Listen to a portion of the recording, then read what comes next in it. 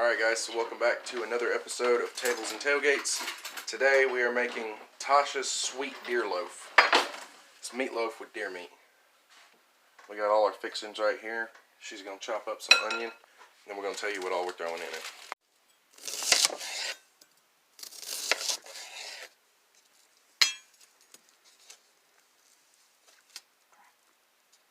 Sorry. I should have done it differently.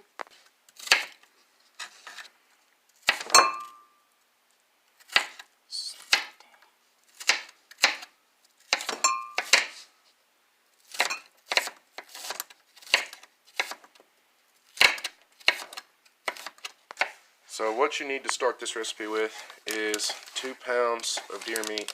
We're using half hamburger and half sausage. Then you're going to need some chopped onion, about half of a onion is what we're using. Half of a medium onion. Half of a medium onion. And then let's talk about your seasonings. So we're having onion powder. We have smokehouse maple, slap ya mama, hickory bacon, and some regular pepper. We're going to throw all these into it. It's the only one used. Next, we're going to use some fresh bell pepper and maybe some red pepper. Then we're also going to chop up some jalapenos and throw it in there. Very, very fine. Very fine chopped jalapenos. Then we're going to have some extra sharp cheddar cheese. We're going to chop it up into small sticks to stuff in the middle of the meatloaf. Then we also got some bacon, which we're going to use to wrap around the meatloaf. You're going to need 2 eggs to bind it. We're also going to need some light brown sugar. And then you're going to need some ketchup. And some salt. And pepper. Alright, so we're going to mix all this into one bowl.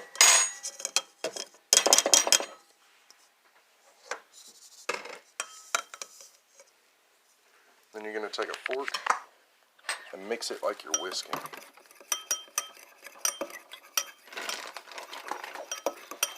To get all the seasonings mixed in.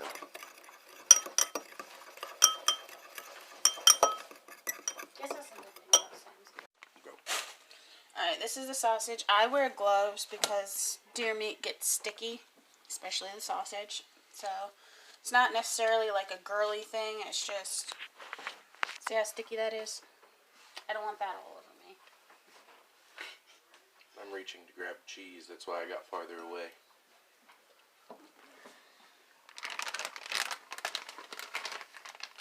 So basically you just want to break it up a little bit before you add the beef. I mean... Hamburger. Yeah, that. It's both deer meat, but yeah. It's the ground they use. And then you just want to mix it together, just like this. That way it's all broken up and yada yada yada. You get the gist. This is the seasoning.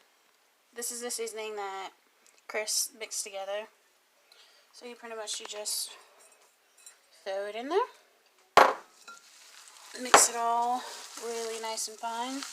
So that way all of the meat is nice and seasoned. It's better to use both hands than just one hand. It gets it done faster. And I feel like it does it more thoroughly.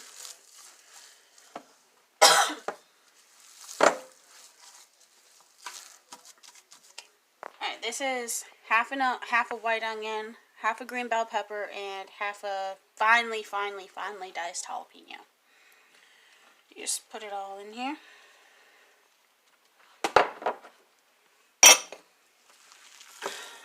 Mix it up. That way everything is all mixed together.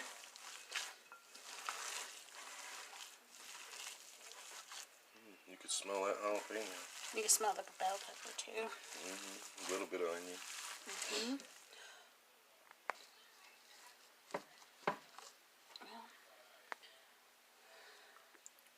Yes. You may need more than one because it's 2 pounds of meat, but put an egg in it as a binding agent.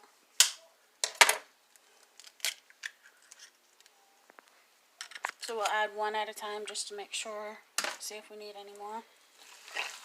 This is another reason I add gloves in the mix, because because it gets pretty slimy.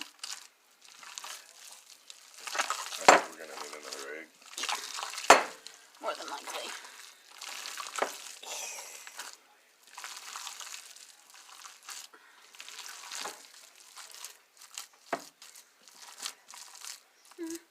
No. We're adding a second egg, and all of that is just the meat I had on my hand, so it's okay. For me, that's the easiest way to crack an egg. For starters like Chris, he gets a shell in it, but it's okay. Yes, it is.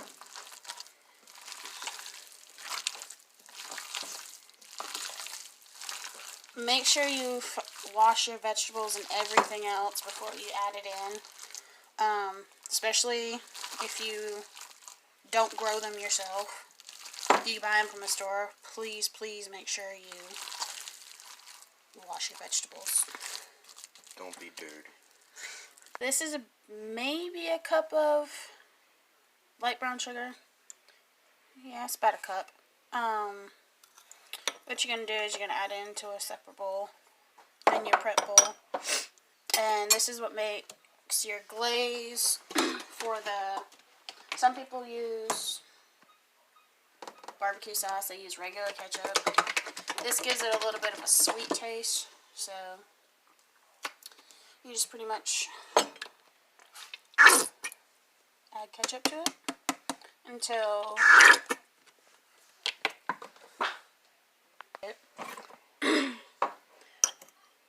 I use a fork so that way the brown sugar can go through, and kind of, you're just pretty much wanting to mix everything really, really nice and good. Make sure it's smooth, or try to make sure that it's as smooth as you can get it. Like a paste. Not really like a paste, more like a Sauce. Yeah, kind of like a thick sauce. That's why I use a fork, so that way the brown sugar can go right through it, and you can whisk it like you whisk eggs. You can use a whisk if you want to.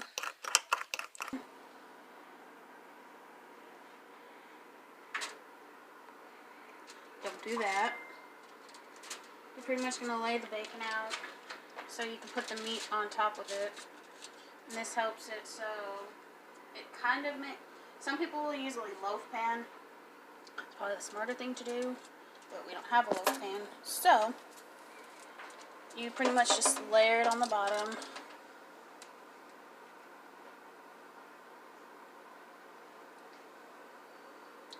Kind of just barely overlapping like this, so that way it stays together. But don't overly overlap it, because then the bacon won't cook properly, and there's nothing... Nobody wants to eat raw bacon. Alright, now that you have all the bacon... Well, I used about half the bacon. You, depending on how much meat you use, you could use 2 packs of bacon, depending on how fat or wide you make the loaf. Make sure to preheat your oven at 375. And then you're going to take about half of the meat. Kind of just, it's not very pretty, but smash it down. That's not even half, but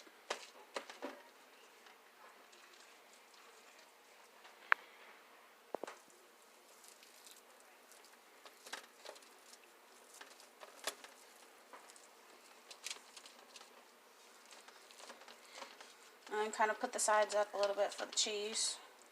So just kind of, like I said, mash it down.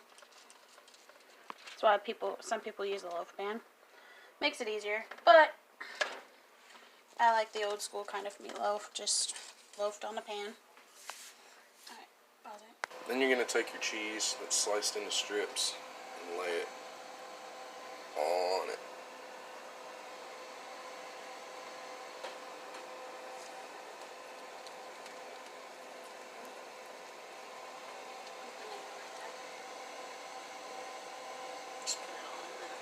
Let's just take a slice.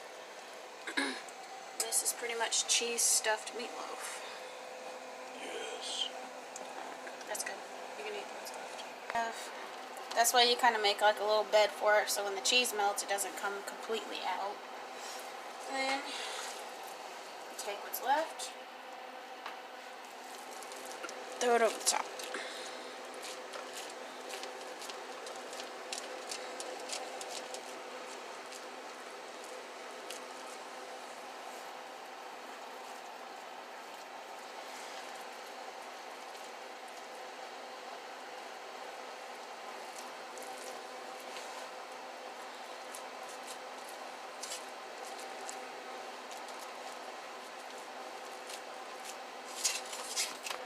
Then you just take the bacon, lay it over like this. Just grab each piece, kind of layer it over. That way it's covered. I always do the right side first, then the left. Works better for some reason that way. You see how this piece is open and the back end is open? You can take bacon and just wrap it around the edges like this. Some people will lay it down this way, so that way you don't have to deal with that, and then they'll do those pieces first and then layer it over. But I don't know, I find this way kind of easy. So I mean, it's raw bacon and it kind of shapes to whatever you want it to.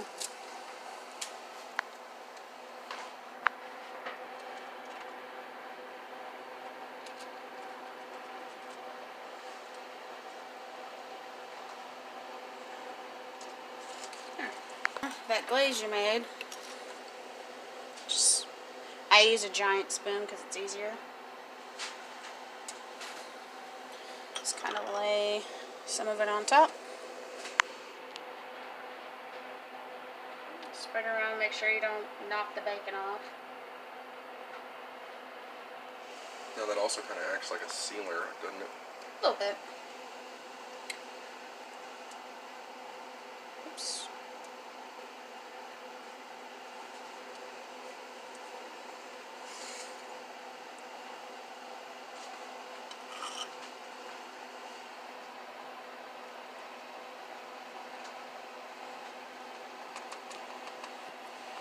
And that's what it should look like, caramelized in its little glaze.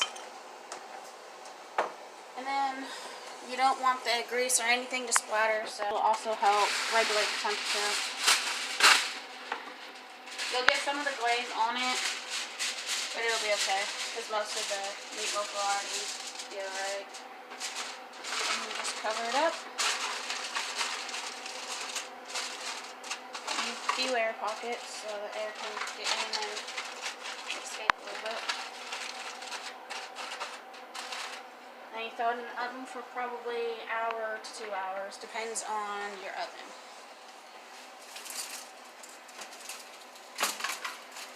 And we'll see y'all when it's done.